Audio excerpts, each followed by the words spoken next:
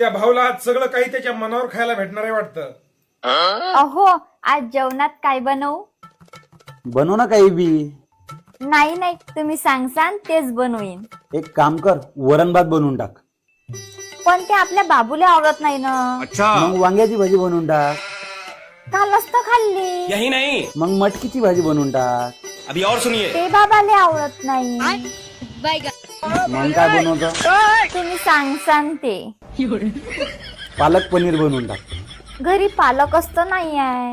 गोबीची भाजी बनव. ते आपल्या आईला आवडत नाही. मग काय बनवतो? तुम्ही सांगसान ते. इडली सांबार बनव.